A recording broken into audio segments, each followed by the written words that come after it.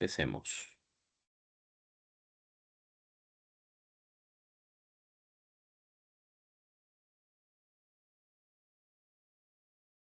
Ya, habíamos estado viendo a los polisacáridos, ¿no? Habíamos visto que la celulosa es un carbohidrato lineal que está formada por N moléculas de glucosa, ¿no? También posee maltosas, perdón, posee celobiosas, ¿no?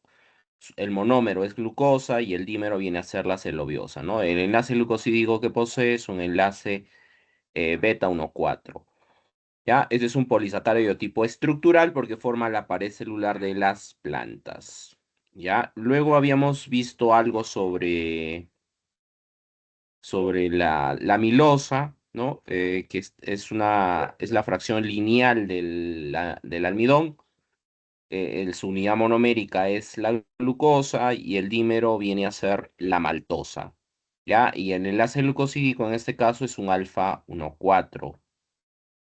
Con respecto a las enzimas que pueden actuar sobre este carbohidrato, habíamos mencionado que existen dos, que son la alfamilasa y el caso de la betamilasa, ¿ya? La alfamilasa y la betamilasa. Estos son, es un carbohidrato energético porque se utiliza como fuente de energía. La diferencia entre la alfamilasa y la betamilasa es que la alfamilasa, cuando actúa sobre la amilosa, los productos que se obtienen son glucosa y maltosa. Y con la betamilasa, el producto que se obtiene va a ser solo maltosa, ¿no? Es la diferencia entre estas dos enzimas. ¿Ya? No olvidarse que estas dos enzimas se le conoce con el nombre de diastasa. ¿Ya? Estas son diastasas. También habíamos visto que les había mencionado hoy una fórmula, ¿no? Si yo tengo una cadena de amilosa que posee 1500 unidades monoméricas, ¿cuántas glucosas y cuántas maltosas tendría en total si es que actúa la alfamilasa? ¿No? Habíamos dicho que se utiliza una fórmula que consiste en buscar un múltiplo cercano a 3, ¿no? O sea, tengo que dividir esa cantidad total que tiene la amilosa entre 3 y el resultado te tiene que dar un valor exacto, no te puede dar en decimales, ¿no? En este caso, 1500 entre 3, eso te da 500. Entonces significa que tú vas a tener 500 glucosas y 500 maltosas, ¿ya? Y la amilosa viene a ser la fracción lineal del almidón, ¿no? Hasta ahí habíamos llegado, ¿no? Hasta esa parte. La otra cadena que viene a ser la fracción ramificada del almidón, viene a ser la amilopeptina, ¿ya? Esta es la fracción ramificada del almidón. La diferencia entre la amilosa y la amilopeptina es que la amilopeptina posee dos tipos de enlaces glucosídicos, ¿no? Esta amilopeptina tiene enlaces glucosídicos alfa 1,4 y también tiene los enlaces alfa 1,6. ¿Ya? Los enlaces alfa 1,6, estos enlaces glucosídicos, ¿no? Que ahí se aprecian en la imagen, que son estos de acá, ¿no? Este es el alfa 1,6, este es el alfa 1,6, ¿ya?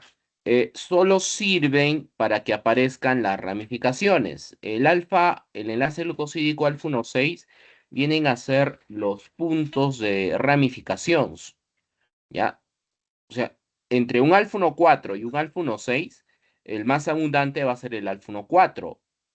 El alfa 1,6 es escaso, ¿ya? Solo sirve para que aparezcan estas ramificaciones. Entonces, este es alfa 1,4, el de acá es alfa 1,4, ¿no? Esta es una ramificación, porque aquí hay un alfa 1,6, este es el punto de ramificación. Aquí nace otra cadena, y dentro de esta cadena vamos a tener enlaces alfa 1,4, ¿no? Igual acá tengo un alfa 1,6 y dentro de esa cadena vamos a tener enlaces alfa 1,4, ¿ya? Entonces, el enlace glucosídico más abundante va a ser el enlace glucosídico alfa 1,4.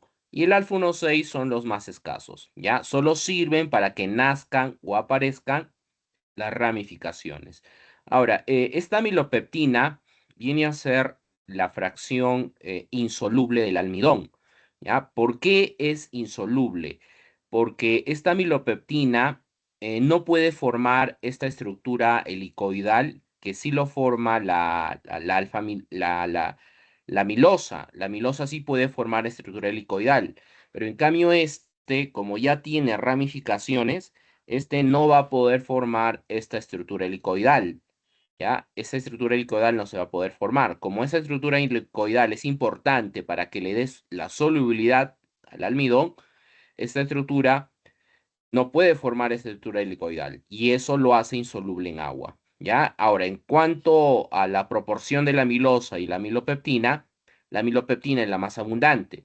La amilopeptina se encuentra aproximadamente entre un 80-90% formando el almidón y en el caso de la amilosa es entre un 10 a un 20%, ¿ya? Que se va a encontrar formando el almidón.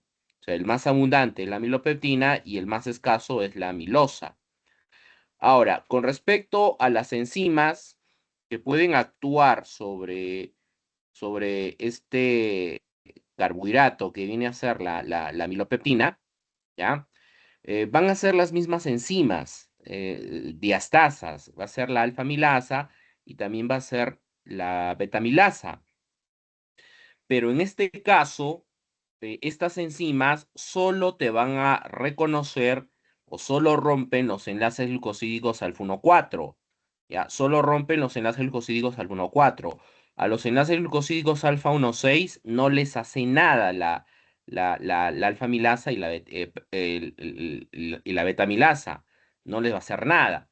Entonces, lo que pasa es que estas enzimas empiezan a romper, ¿no? Empiezan a romper la milopeptina y se llegan a topar con el alfa 1,6, ¿no? Igual por el otro extremo empiezan a romper y se topan con el alfa 1,6. Y ahí se produce el pare de la hidrólisis del almidón.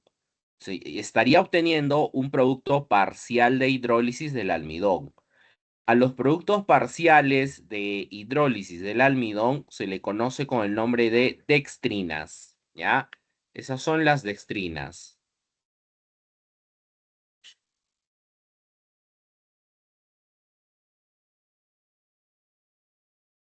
¿ya? Las dextrinas. Estos son productos parciales de hidrólisis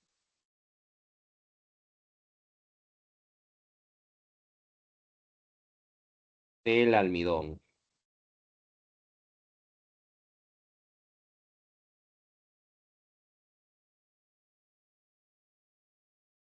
¿ya? Las dextrinas. Entonces, estas dextrinas se generan cuando actúan la alfamilasa y la betamilasa sobre la milopeptina, ¿ya? O sea, el almidón ahí se va a hacer más pequeño. Ahora, lo que impide obtener productos finales de hidrólisis, en este caso, es el enlace glucosídico alfa 1,6. Este enlace glucosídico alfa 1,6 está evitando que se produzcan productos finales de hidrólisis. Por lo tanto, este enlace glucosídico alfa 1,6 tiene que ser roto. ¿Ya? Tiene que ser roto. Y en este caso, la enzima que se encarga de romper estos enlaces glucosídicos alfa 1,6, sí existe, ¿ya? A esa enzima se le denomina enzima desramificante, la enzima de ramificante, ¿ya? Así se llama esta enzima. O sea, es una enzima que lo que va a hacer es romper los enlaces glucosídicos alfa 1,6. ¿Ya? Entonces, cuando nosotros ingerimos almidón, cuando ingresa al organismo, a nivel de la saliva se produce la secreción de la alfamilasa. ¿Ya? Esta alfamilasa actúa sobre amilosa, amilopeptina. Si es amilosa, obtendría glucosimaltosa, ¿no? Pero si es la amilopeptina, ahí voy a obtener dextrinas, solo dextrinas. ¿Ya? Luego esto va al sistema digestivo y a nivel digestivo se va a continuar secretando alfa-amilasa y ya se empieza a secretar enzima de ramificante. Se secreta esta enzima de ramificante, rompiendo el alfa-1,6 y ya se produce la hidrólisis completa del, de la amilopeptina, ¿no? En este caso, ¿ya? Se rompe el alfa-1,6 y ya tienes, y ya la alfa-amilasa y la beta-amilasa pueden actuar sin ningún inconveniente. ¿Ya? Rompen todos los enlaces y se obtiene productos finales de hidrólisis. ¿Ya? No se olviden, si es alfa-amilasa, es glucosa y maltosa, y si es la beta-amilasa, es solo maltosa. ¿Ya? En el caso de la amilosa no se requiere de enzima de ramificante porque esa no tiene ramificaciones, pero en el caso de la amilopeptina sí se requiere de esta enzima, sí se requiere de la enzima de ramificante para obtener productos finales de hidrólisis, ¿ya? Que en este caso va a depender de qué enzima sea, ¿no? Si es alfa-amilasa, obtendría glucosa y maltosa, y si es la beta-amilasa, obtengo solo maltosa, pero tienen que actuar la enzima desramificante, ¿ya? A ver, vamos a dejar un ejercicio y les voy a dejar unos 4 minutos para que lo resuelvan, ¿ya? Unos 4 minutos para que puedan resolver este ejercicio. A ver, voy a escribir acá. Ya, se tiene una cadena. A ver, se tiene tres tubos de ensayo. Ya, se tiene tres tubos de ensayo que contienen amilopeptina.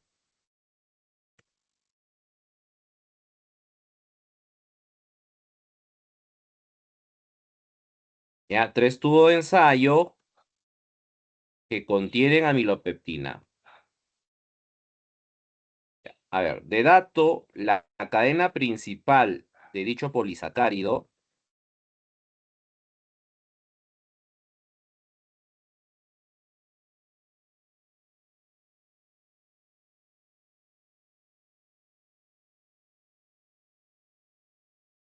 la cadena principal de dicho polisacárido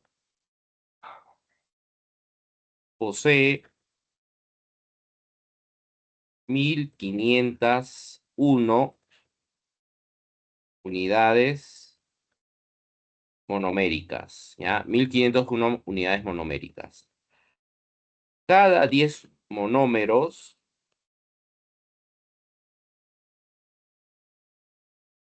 aparece una ramificación.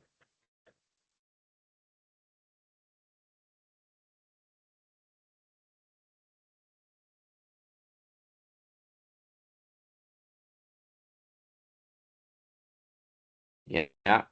Cada 10 monómeros aparece una ramificación.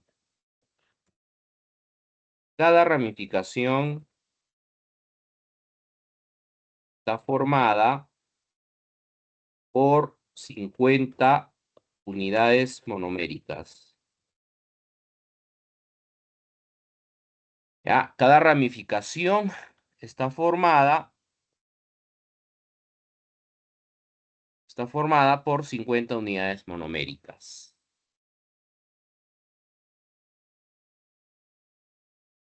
Punto. O punto y coma.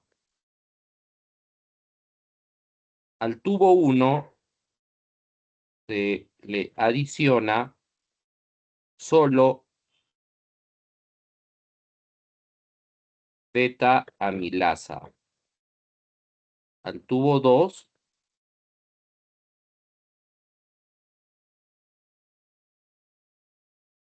se le adiciona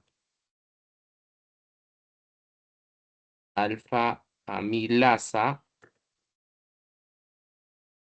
con enzima desramificante. ¿Ya? Con enzima desramificante. Y al tubo 3 se le adiciona beta amilasa con enzima desramificante. ¿Ya? Al tubo 3 se le adiciona beta-amilasa con enzima desramificante. Pregunta. ¿Cuáles son los productos obtenidos en cada tubo de ensayo?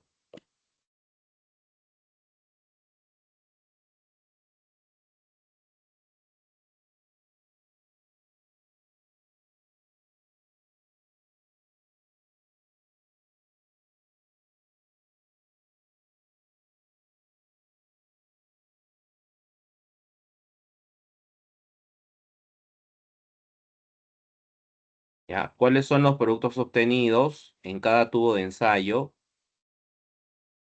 y sus respectivas cantidades obtenidas, ¿no?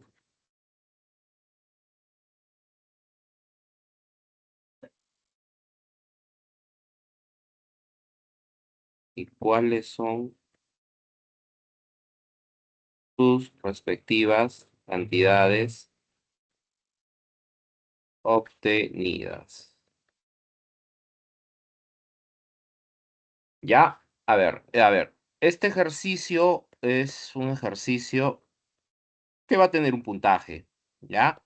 Si lo resuelven, va a tener un puntaje de 2 puntos en su examen y tiene que estar bien fundamentado, ¿ya? Tiene que estar bien fundamentado, ¿ya? Entonces ahí la idea es que qué productos obtienes en el tubo uno y en qué cantidades van a ser obtenidos en ese tubo uno. En el tubo 2 igual, ¿no? ¿Qué productos obtienes? ¿Qué cantidades de ese producto? Y en el tubo 3 ¿qué productos y qué cantidades? ¿Ya? Ya, entonces eso lo resuelven. Si es que tienen alguna duda, el lunes me lo hacen saber porque puede venir esto en el examen, puede venir parecido al examen. Si yo hablo de unidades monoméricas, ya hemos hablado que la unidad monomérica del almidón es la glucosa, ¿ya? Entonces, si hablo de unidad monomérica, es la glucosa. Entonces, en este ejercicio hay que resolverlo para que tú sepas, en el caso de la alfa milasa, ¿no? La alfa milasa, no se olviden que es una enzima que te rompe solo el alfa 1,4. Y con esta enzima tú obtienes glucosa y maltosa. Entonces ya saben cómo obtener las glucosas y maltosas, ¿no? Simplemente es dividirlo entre 3 y te debe dar una cantidad exacta, ¿no? Te debe dar una cantidad exacta. Ahora, en este caso, como ya tiene ramificaciones, se tiene que trabajar en dos partes, ¿ya? Primero se trabaja en la cadena lineal, o sea, en esa cadena lineal tienes que ver cuántas maltosas y glucosas vas a obtener y luego vas a trabajar con las ramificaciones, ¿ya? Vas a trabajar con las ramificaciones. Vamos a ponerle 1500, ¿ya? 1500 unidades monoméricas, 1500. Entonces, para que tú trabajes en las ramificaciones, tú tienes que calcular cuántas ramificaciones hay en total. ¿Ya? Tienes que calcular el total de ramificaciones que tienes en total, ¿ya? Entonces, con este dato, tú calculas la cantidad de glucosas y la cantidad de maltosas. Entonces, ese dato tú lo multiplicas por el número total de ramificaciones. Y esa sería la cantidad de maltosas y glucosas que tú obtendrías, ¿no? En cada ramificación. Y luego haces la sumatoria, ¿no? De tu cadena principal de glucosas y maltosas más las glucosas y maltosas que obtienes en cada ramificación. ¿Ya? Entonces, de esa forma se trabaja. ¿Ya? Entonces, este es un ejercicio que les estoy dejando para que lo puedan resolver. ¿Ya? Si alguien lo ha resuelto ahora, me lo hace saber para revisarlo. Si no, el lunes. Si no, en todo caso, lo vemos el lunes. ¿Ya? El día lunes lo vemos. Pero después de clase. El lunes después de clase.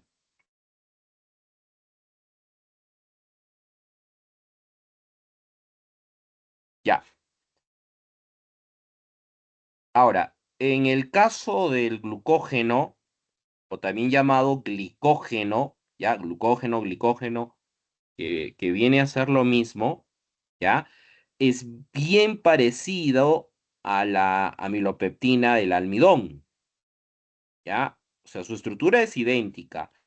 Si hablamos del glucógeno, tiene enlaces glucosídicos alfa 1,4, tiene enlaces glucosídicos alfa 1,6, su unidad monomérica es la glucosa y su dímero viene a ser la maltosa, ¿ya? El monómero es glucosa y el dímero es la maltosa. Entonces, ¿cuál es la única diferencia entre la amilopeptina del almidón y la amilopeptina del glucógeno? Es esto, ¿ya? Aquí como se puede apreciar, en el caso de la amilopeptina del almidón, este es menos ramificado que la amilopeptina del glucógeno, ¿ya? El glucógeno es mucho más ramificado. Aproximadamente las ramificaciones en el glucógeno aparecen cada 8 a cada 10 unidades monoméricas. Cada 8 a 10 aparece una ramificación. En el caso de la amilopeptina del almidón es menos ramificado. Este aparece cada 10 a cada 15 unidades monoméricas. ¿Ya? Entonces, la única diferencia está en que uno es más ramificado y el otro es menos ramificado. ¿Ya? Ahora, la otra diferencia es que este glucógeno es de origen animal. ¿Ya? Es un polisacario energético de origen animal y en el caso del almidón es un polisacario energético de origen vegetal, ¿no? Esa es la otra diferencia. ¿Ya? Bueno, esto ya lo hemos visto.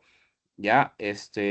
Cuando ingresa la amilosa y la amilopeptina al organismo, se secreta la alfa-amilasa. Esa alfa-amilasa está en la saliva y lo que va a hacer esta alfa-amilasa es romper los enlaces glucosídicos alfa 1,4. Es lo que hace.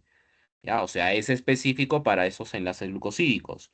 Entonces, si tengo la amilosa, ahí se produce una hidrólisis completa, ¿no? Con la amilosa no hay problema. Entonces, si actúa la alfa-amilasa, ahí obtienes glucosa y maltosa. Pero como la milopeptina es la más abundante, a nivel de la boca obtendrías dextrinas, ¿no? Con la milopeptina, ahí vas a obtener dextrinas, porque la alfa-amilasa no le hace nada al enlace glucosídico alfa 1,6, lo deja intacto y se produciría un producto parcial de hidrólisis del almidón, ¿no? A ese producto parcial de hidrólisis del almidón se le conoce con el nombre de dextrinas. ¿Ya? Existen varios tipos de dextrinas de acuerdo a su tamaño. ¿Ya? Está la eritrodextrina, está la amilodextrina, está la acrodextrina, que es la más pequeña. ¿Ya? Existen varios tipos de dextrinas. Eso está en función de su tamaño. ¿Ya? Pero simplemente dextrinas. Ahora, eso va al sistema digestivo, pasa al estómago, ¿no? Y a nivel digestivo, a nivel intestinal, se secretan enzimas, se continúa secretando alfa-amilasa y se empieza ya a secretar la enzima desramificante. Y esa enzima desramificante ya rompe los enlaces alfa 1,6. ¿Ya? Rompe los enlaces alfa 1,6 y la alfa-amilasa puede actuar sin ningún problema. ¿No? Rompe los enlaces alfa 1,6 de las dextrinas y obtienes ya glucosa y maltosa. ¿Ya? ¿Ya? Ese es el proceso normal de la acción de la alfa-amilasa sobre la amilopeptina, ¿no? Si hablamos de la amilopeptina, esta requiere de la enzima de ramificante, ¿ya? Para que se produzca la hidrólisis completa. Ahora, otro polisacárido que en este caso es un polisacárido complejo o conjugado, ¿ya? Polisacárido complejo conjugado, viene a ser el peptidoglicano, ¿ya? Es el peptidoglicano. ¿Qué cosa es el peptidoglicano? El peptidoglicano, ¿ya? Sus unidades, a ver, vamos a analizar ahí su nombre, ¿ya? Peptidoglicano. ¿Qué significa esta palabrita? A ver, vamos a escribirla acá.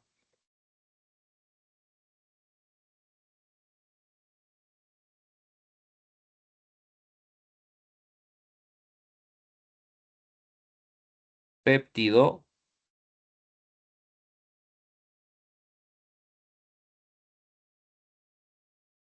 A ver,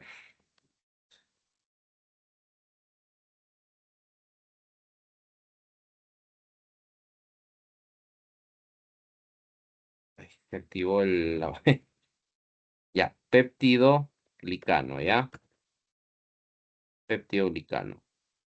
Entonces, si yo analizo esta palabra está formada por dos vocablos, ¿no? Un vocablo que es péptido y el otro vocablo que es glicano, peptidoglicano, ¿ya? Si yo hablo de péptido, estoy hablando de proteínas, estoy hablando de residuos aminoácidos, o sea, tiene una parte proteica. Y si yo hablo de glicano, esto se refiere ya a la parte carbohidratada.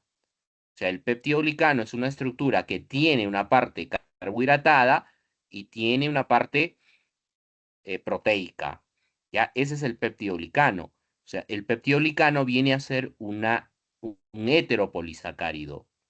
No es una este vendría a ser un heteropolisacario porque en el caso de los homocarbohidratos, ¿no? Todas las unidades monoméricas son idénticas. En este caso, glucosa, glucosa, glucosa. Pero en el caso del peptidoglicano, no, ¿no? Tenemos también una parte proteica. Por lo tanto, viene a ser un heteropolisacario, ¿ya? Es un heteropolisacario complejo.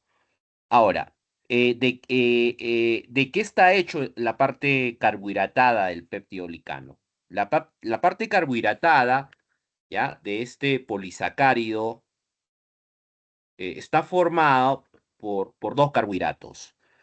Se llama N-acetilglucosamina y el ácido murámico. Este es un carbohidrato complejo, ¿ya? La complejidad de este peptidoglicano está por el ácido murámico.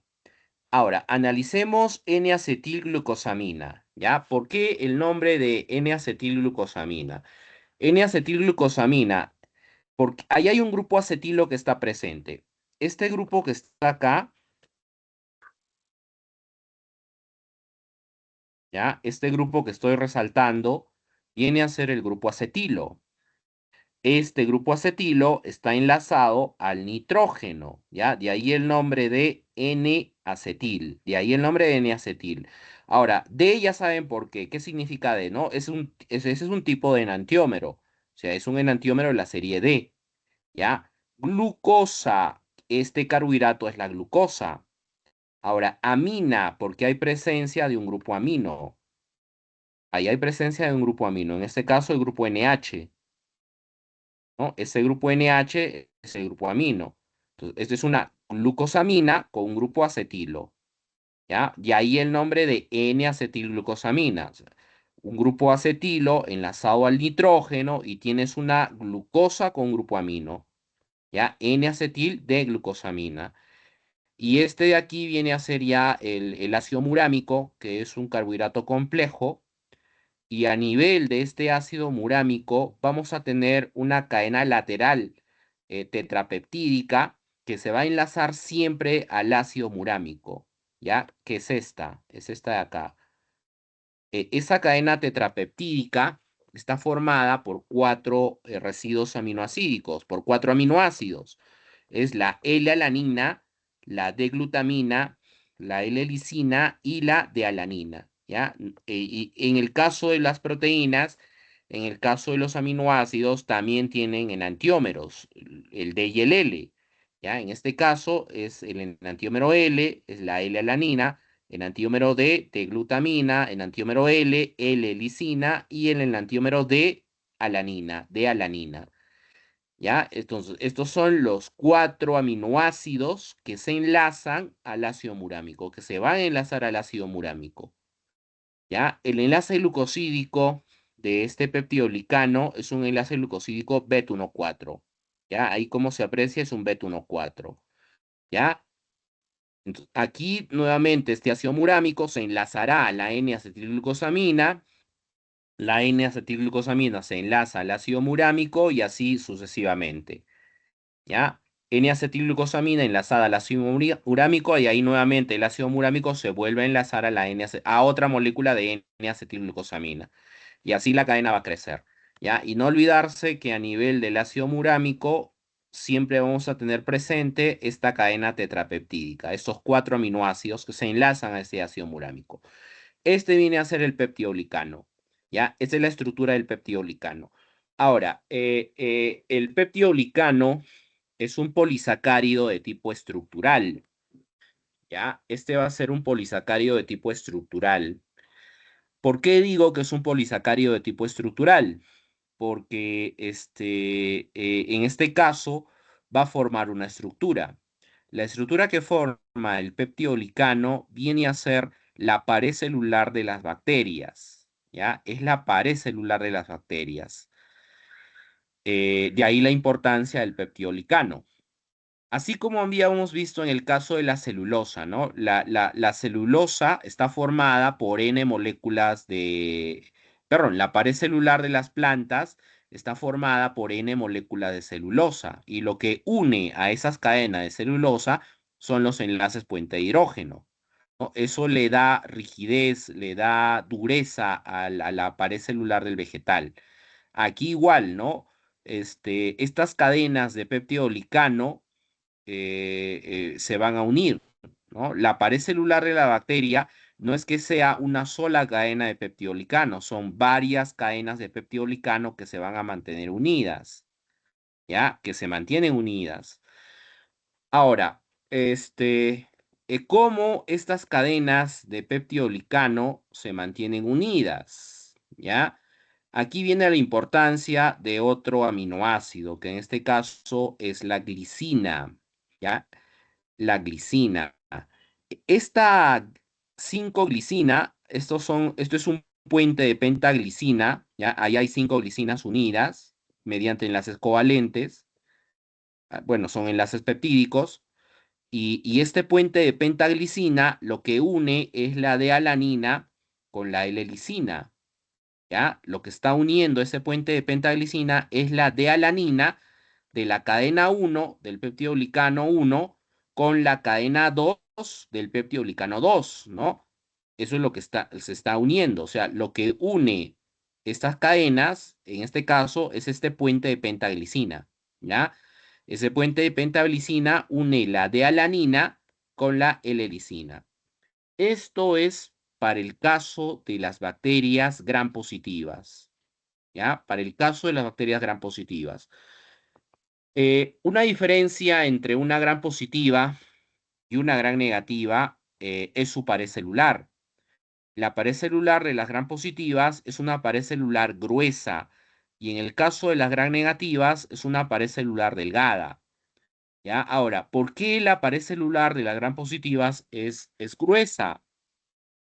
Porque existe este puente de pentaglicina. Este puente de pentaglicina existe en las gram positivas. Este está uniendo las cadenas de peptidolicano, ¿ya? Y eso hace que la pared celular al final sea gruesa. En el caso de las gram negativas, su pared celular es delgada. ¿Por qué es delgada? Porque no existe este puente de pentaglicina, ¿ya? No existe el puente de pentaglicina en las gram negativas. La unión va a ser directa entre la L-lisina con la D-alanina. O sea, es un enlace que se da entre esta L-lisina con la de alanina, es un enlace directo, ¿ya? Esa es la diferencia entre una gran positiva y una gran negativa, ¿ya? Entonces ya saben por qué es gruesa y por qué es delgada, ¿no? Es gruesa porque lo que une las cadenas de peptidolicano es este puente de pentahelicina, y en el caso de las gran negativas, la unión es directa, ¿ya? No existe ese puente de pentahelicina. ¿Ya? Ahora, estas bacterias, gran positivas, gran negativas, pueden generar grandes problemas de contaminación alimentaria, ¿ya?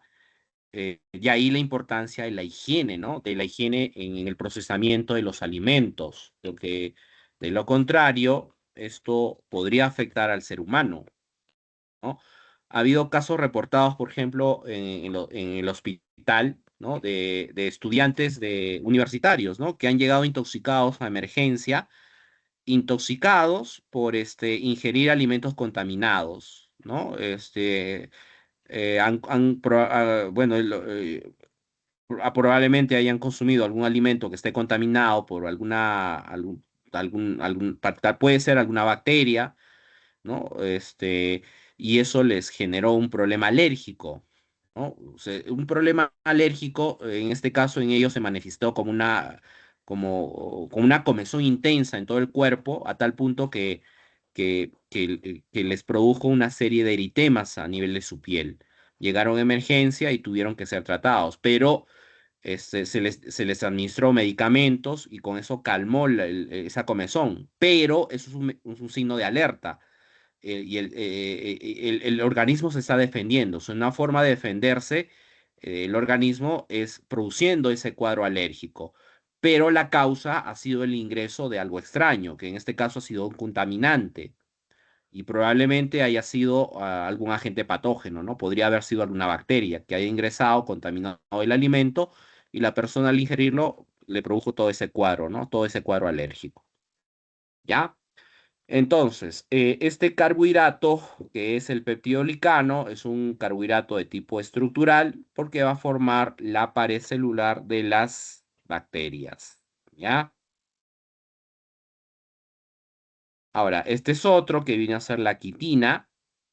La quitina en este caso es un homopolisacárido. ¿Ya? Esto es un homopolisacárido lineal, este no ramificado, que forma parte del exoesqueleto de los artrópodos, ¿no? Es un escarabajo, por ejemplo, ¿no? Un escarabajo, un cangrejo, esa parte dura está formada por quitina, ¿ya? Está presente también en algunos hongos. Es una estructura bien parecida a la celulosa, ¿ya? O sea, este es un polisacario también de tipo estructural. ¿Ya? Es de tipo estructural también este polisacárido. Ahora, si hablamos del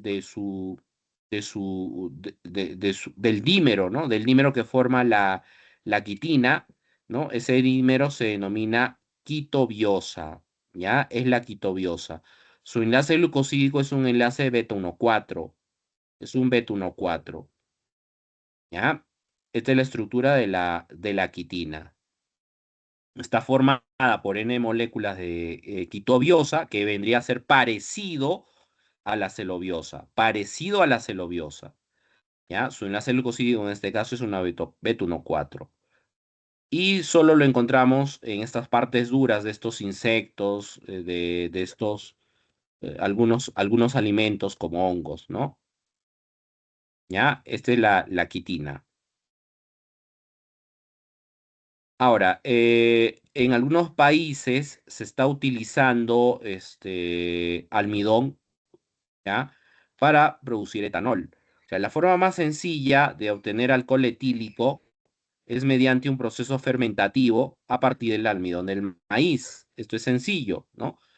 Este almidón de maíz, tú le adicionas la milasa, la alfa milasa o la beta milasa, y esta te va a producir, dependiendo qué tipo de alfa milasa, de qué tipo de amilasa sea, ¿no? Si es la alfa milasa, obtienes glucosa y maltosa. Si es la beta milasa, obtienes maltosa, ¿ya? Entonces, como en ese proceso se está obteniendo glucosa, ¿no? Ahí obtienes glucosa, con el caso de la alfa milasa, obtienes glucosa. La glucosa es un carbohidrato que fácilmente puede ser fermentado hasta generar alcohol etílico. Existen levaduras fermentadoras naturales y este tipo de levaduras naturales tienen la capacidad de fermentar carbohidratos de 6 carbonos. Fermentan carbohidratos de 6 carbonos.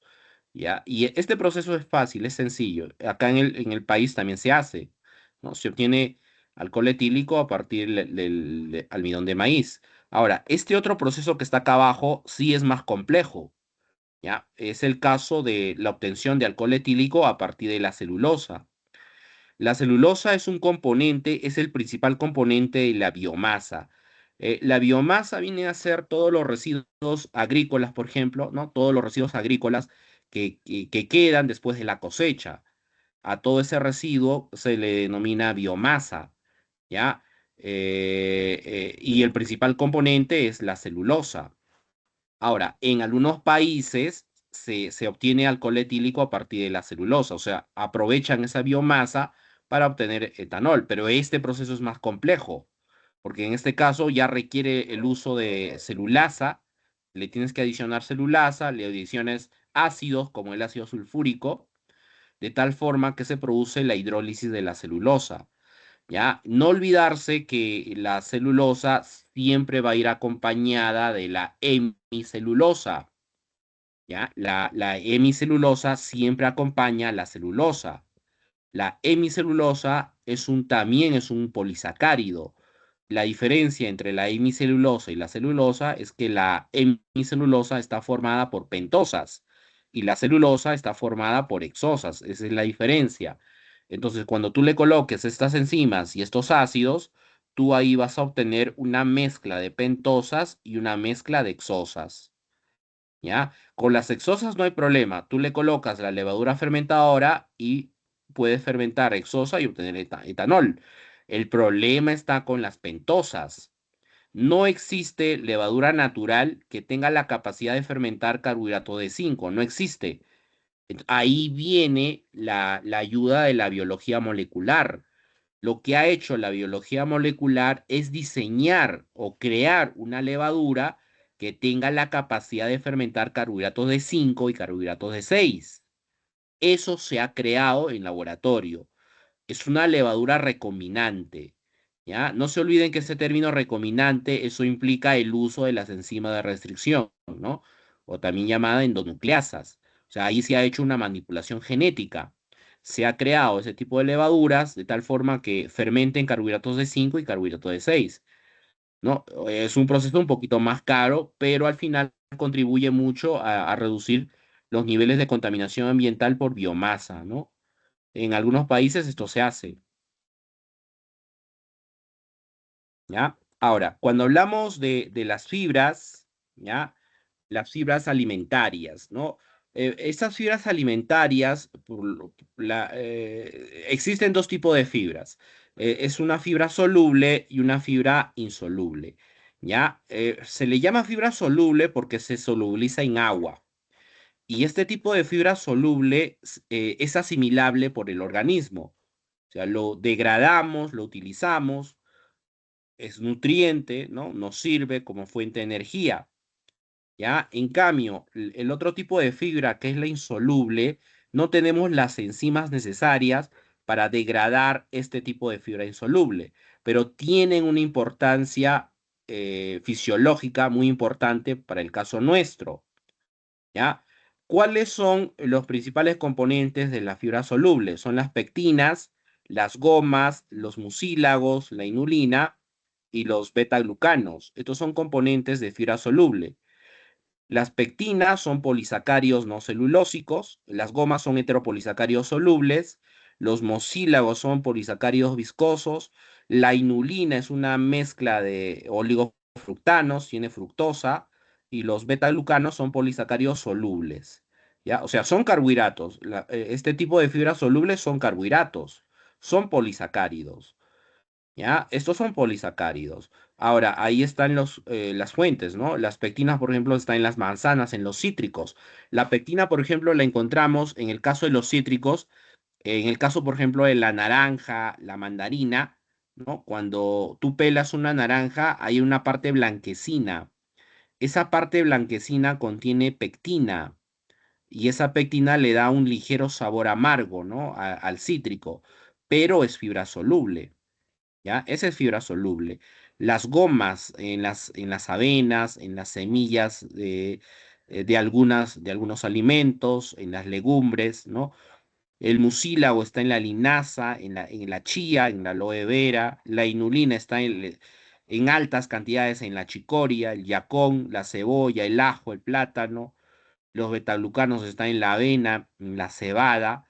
Y este tipo de fibras solubles tiene usos, ¿no? Se puede utilizar con ciertas finalidades.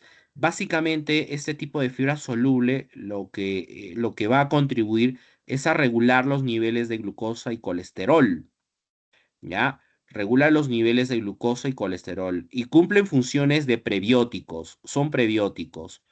Para eso se utiliza este tipo de fibra soluble. Son prebióticos que sirve de alimento para nuestra flora bacteriana y además nos va a controlar los niveles de glucosa y colesterol en sangre. Por eso es importante consumir ese tipo de fibra. Ahora, en el caso de la fibra insoluble, el principal componente son estos dos, la celulosa y la hemicelulosa. ¿Ya? O sea, estos son los componentes de la pared celular de las plantas. No tenemos enzimas que las degraden, pero sí tienen usos, ¿no? En el caso de la celulosa, está formada por N moléculas de glucosa En el caso de la hemicelulosa es un polisacárido que está formada por pentosas, ¿ya? Esos son carbohidratos muy importantes. Está, por ejemplo, en el salvado de trigo, en las verduras de hoja verde, ¿no? La celulosa. La hemicelulosa está en los cereales integrales, en las nueces, o sea, en la parte de la cáscara, ¿no? En la cáscara hay abundancia de celulosa y hemicelulosa. Y básicamente, este tipo de fibra insoluble tú la vas a usar para la prevención de estreñimiento, ¿ya? Mejora el tránsito intestinal. Si bien es cierto, no nos sirve desde el punto de vista energético, ¿no? Porque no tenemos enzimas, pero el tránsito que hace este tipo de fibra a nivel del sistema digestivo, lo que va a hacer es prevenir los problemas de estreñimiento. Es por eso que tenemos que consumir este tipo de fibra insoluble, ¿ya? Principalmente celulosa y hemicelulosa. La lignina, este sí no es carbohidrato, la lignina no es un carbohidrato, es un polímero fenólico, o sea, está formado por fenoles, ¿no? Es el anillo aromático, en este caso el benceno, enlazado a un OH, ¿ya? Ese es el fenol. Este tiene como anillo aromático a los fenoles. La cutina es un poliéster de ácidos grasos, la suberina es un biopolímero resistente a ácidos grasos, ¿ya? Estos ya no son de estructura carbohidratada. Pero básicamente estos dos son los más importantes, ¿no? De la fibra insoluble, ¿ya? Y es importante consumirlo. O sea, si tú consumes fibras, tienes que consumir fibra soluble y fibra insoluble. Tienes que consumir ambas, ¿ya? Se tiene que consumir ambas.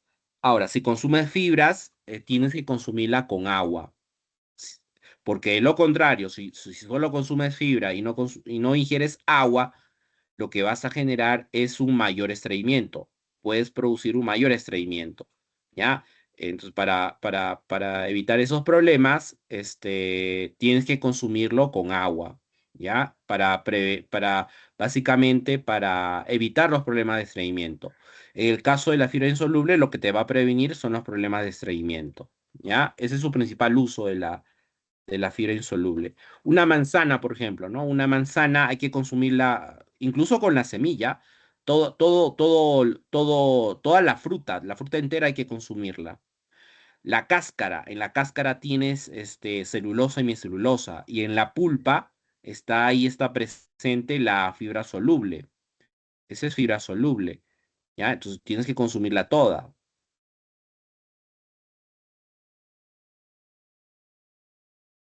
Ahora, cuando hablamos de los carbohidratos,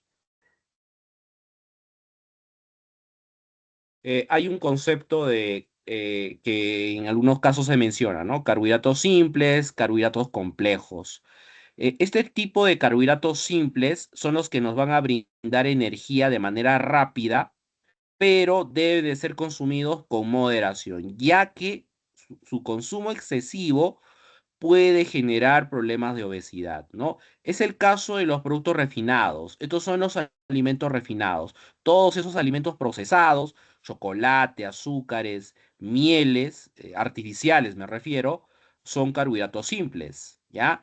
Y en el caso de los carbohidratos complejos, estos ya operan como energía de reserva en el cuerpo, ¿no? Debiendo ser un 60% del total del consumo diario para un plan de alimentación sana. Esto es el caso de los polisacáridos, ¿no? Polisacáridos como el caso del almidón, por ejemplo, ¿ya? Y hay algunos ejemplos de carbohidratos simples, ¿no? Perdón, complejos. Las papas, por ejemplo, el camote, la yuca, el choclo, estos son carbohidratos complejos, ¿ya? Aquí hay ejemplos, ¿no?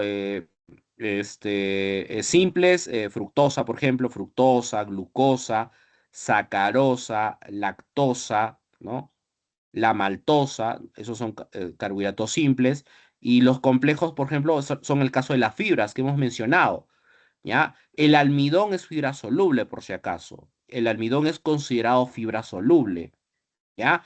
Ahora, fibra más almidón, eso es complejo. Fibra más maltosa también es complejo. Fibra más almidón también es complejo, ¿ya? Estos son complejos. O sea, estos son más saludables, ¿no? Ese tipo de carbohidratos son más saludables.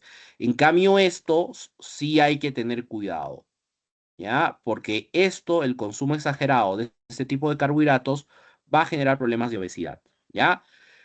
Ahora, en cuanto al consumo de carbohidratos, los carbohidratos deben de consumirse entre un 55 a un 65%, ¿no? De la alimentación total debe estar a base de carbohidratos, ¿ya? La alimentación total de lo que nosotros consumimos, en lo que respecta a carbohidratos, debe estar en una proporción del 55 al 65%, ¿ya? No debe ser más de 25 gramos de azúcar, no más de 25 gramos de azúcar al día. Eso es equivalente a 6 cucharadas de azúcar. El 90% de nuestro consumo deben de ser carbohidratos saludables. El otro 10% podría ser carbohidratos refinados, o sea, los carbohidratos simples, ¿ya? Ahora, en cuanto a lo que es el mercado de los carbohidratos, ¿no? El mercado ha crecido, ¿no? Miren, para el año, estos son una proyección para el año 2034. En el 2024, el consumo monetario de carbohidratos ha sido de 22 millones de dólares, ¿no? 22 millones de dólares. Y esto va a ir en crecimiento, o sea, el mercado de carbohidratos va a crecer, ¿no? Esta es una proyección al 2034. En el 2034, por ejemplo, el mercado de carbohidratos va a crecer hasta 37 millones de dólares, ¿no? Y va a haber un crecimiento exponencial, ¿no? O sea, hay mercado, ¿no? Para el caso de los carbohidratos hay mercado,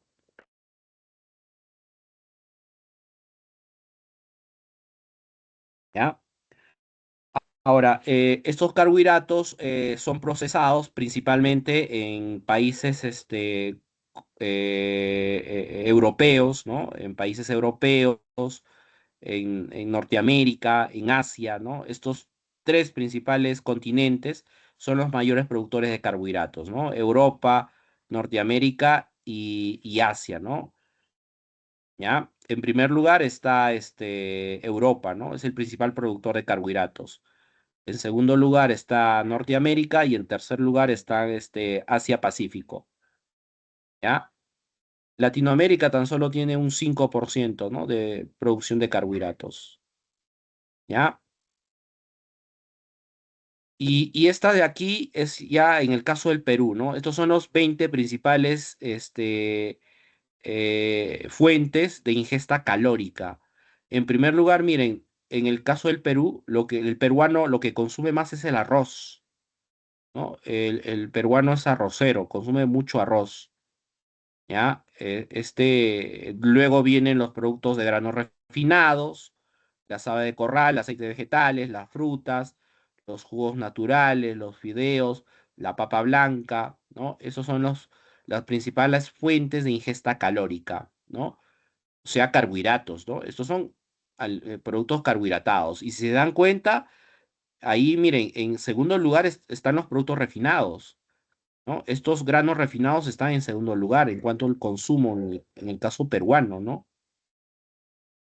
¿No? Y esos hay que tener cuidado, ¿no? Porque esos pueden generar problemas de obesidad, ¿ya? Y frente a esta problemática, lo que se ha generado es una legislación, ¿no? En el Perú, en la cual se ha obligado a colocar en las etiquetas si ese alimento refinado, procesado, tiene un alto valor energético, ¿no? Y de tal forma que se han diseñado estos octógonos, ¿no? Por ejemplo, te indica que es alto en azúcar, ¿no? Es alto en azúcar, hay que evitar su consumo excesivo porque puede generar problemas de obesidad, alto en sodio, ¿no? Igual hay que evitar su consumo excesivo porque puede generar hipertensión arterial, alto en grasas saturadas, ¿no? El caso de esas comidas chatarras, ¿no? Las papitas light, por ejemplo, ¿ya? Y contiene grasas trans. Estas también pueden generar problemas de obesidad, ¿ya? Estos son los famosos octógonos que por ley tiene que estar en la etiqueta de todo producto refinado, ¿no? Tiene que estar claramente definido, ¿no? Si es alto en azúcar, si es alto en contenido en sodio, si es alto en grasas saturadas o contiene grasas trans. Entonces la persona ya decide si lo consume o no, ¿ya? Ya decide si lo consume o no. No se olviden que su consumo de esto solo debe ser del 10%. ¿Ya? Solo debemos de consumir 10% de este tipo de alimentos, no más.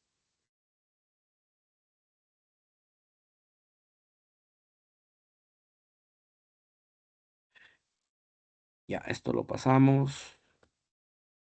Ya, entonces, el gran problema que nosotros tenemos es la obesidad, ¿no? Son los problemas de obesidad. Los problemas de obesidad debido a la ingesta de este tipo de alimentos refinados se ha incrementado en el caso del Perú, ¿no? Siendo los países, perdón, siendo las provincias con mayores índices de obesidad, está Tumbes, está Piura, ¿no? Está Lima, ¿ya? Está Ica, está Moquegua, está Madre de Dios, Tacna, ¿no? Esos son las provincias que tienen más problemas de obesidad en el Perú, ¿ya? En el caso nuestro es moderado, ¿no? Los casos de obesidad en el caso nuestro son moderados, no son tan altos, ¿ya? En el Perú, 63 de cada 100 personas padece de exceso de peso, tiene problemas de obesidad, ¿ya? Y esto generalmente se presenta en la zona urbana, más que en la zona rural, ¿no? Los problemas de obesidad se van a generar más en esta zona urbana. Y la población infantil es una de las más afectadas, los niños. O sea, debido al consumo de carbohidratos simples, ¿no? De productos refinados. En el caso del niño, le puede generar problemas cardiovasculares, le puede generar problemas de diabetes, le puede generar la obesidad. Y si es un niño obeso, va a tener a futuro algún tipo de problema cardiovascular o algún tipo de diabetes. ¿Ya? Envejece más rápido. Un niño, el consumo de este tipo de azúcares refinados a futuro ese niño va a envejecer más rápido y los problemas de caries, ¿no? Caries dentales, ¿ya? Y este azúcar lo que va a generar es que sea un niño débil, o sea, que sea más propenso a padecer de infecciones. Disminuye el sistema inmunológico, o sea, ese tipo de alimentos no debemos de consumirlos, especialmente los niños, ¿no? Porque les va a generar grandes problemas de salud, ¿ya? Bueno, algunas importancias, ¿no? En la industria alimentaria, ahí les he puesto una tabla resumen, ¿no? De los carbohidratos que se utilizan, ¿no? El caso de la glucosa, la fructosa. La glucosa se utiliza para elaborar jarabes de maíz, el jarabe de maíz, bebidas energéticas, en fermentación alcohólica se utiliza la glucosa, ¿no? Y dentro de su función tecnológica es como edulcorante, ¿no? Edulcorante, tiene una acción fermentadora, ¿ya? Reductor en Maillard, no se olviden de esta reacción de Maillard, ¿no? La reacción de Maillard es una reacción en la cual van a intervenir azúcares reductores con aminoácidos, ¿no? Con aminoácidos libres. Y eso altera el olor, el color de los alimentos, ¿ya? La fructosa, este es un carbohidrato, es el más dulce de todos, ¿no? Es un monosacárido, es una acetosa, es un endulzante de bajo índice glicémico, ¿ya? En algunos casos se puede usar en diabéticos, ¿ya? Es un edulcorante natural.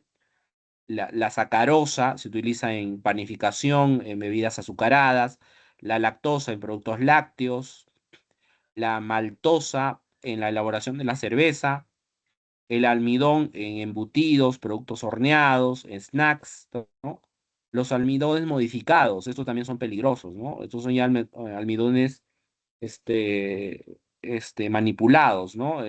Procesados, ¿ya? En productos ultracongelados, alimentos procesados, la celulosa, ¿ya? Esta celulosa se utiliza mucho en la elaboración de helados, porque forma un gel, una especie de gel. Es un agente gelificante.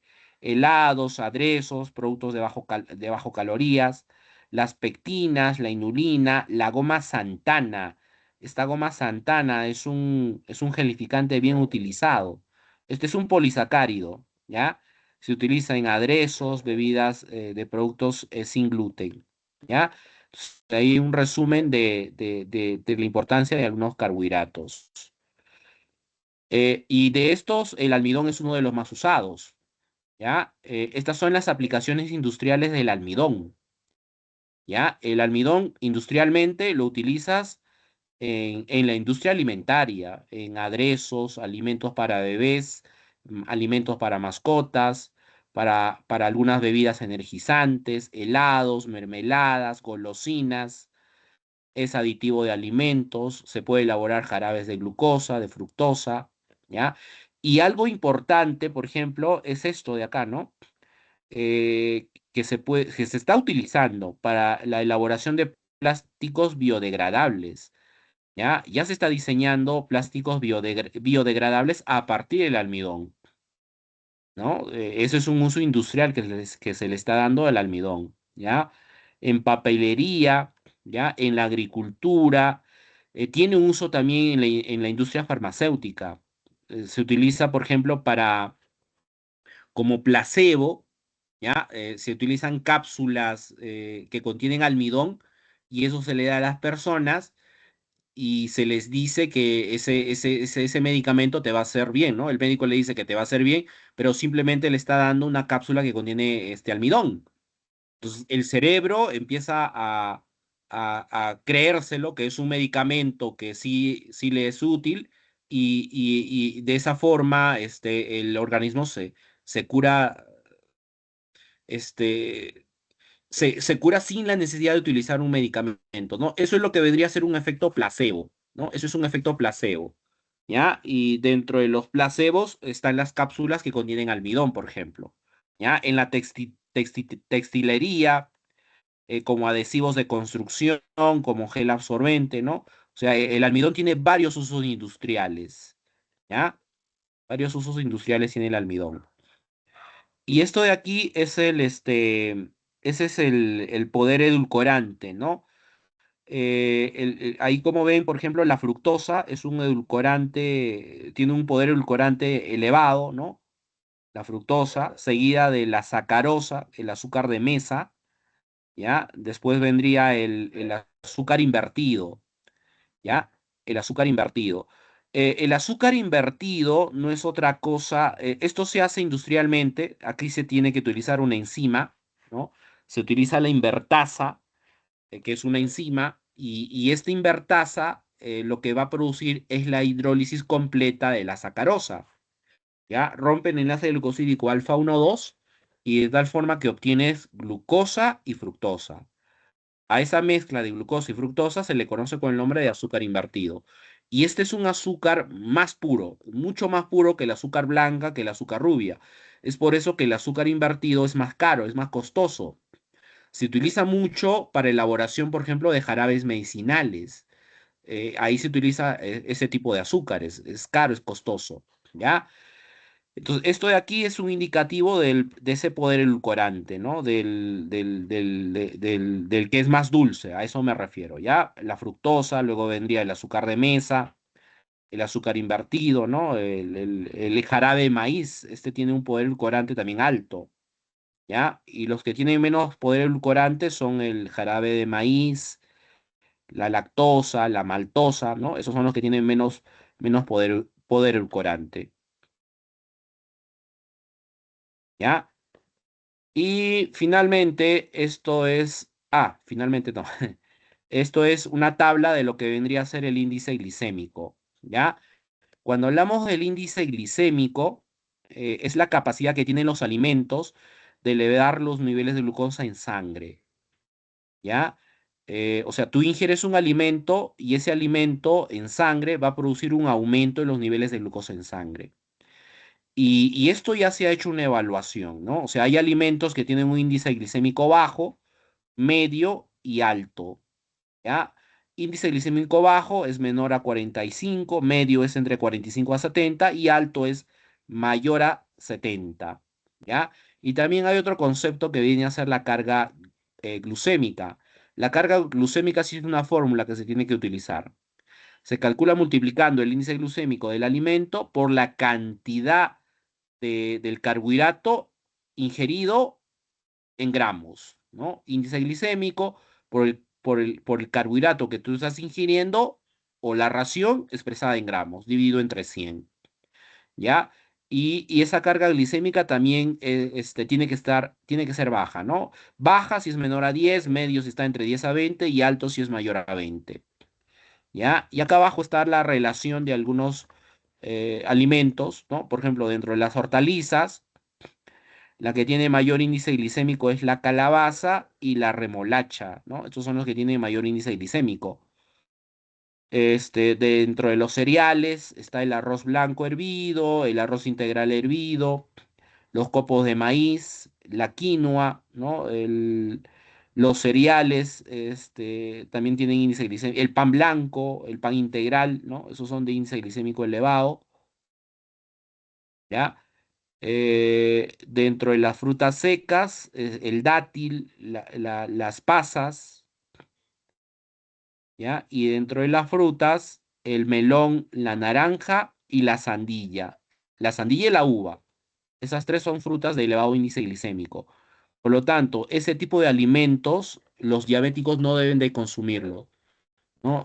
Un diabético no debe de consumir alimentos que sean de elevado índice glicémico, porque les va a aumentar los niveles de glucosa en sangre, ¿ya? Y finalmente, esto ya es lo referente al proceso digestivo de los carbohidratos. ¿Cómo se da la digestión de los carbohidratos? La digestión de los carbohidratos empieza en la boca, no se olviden, ¿ya?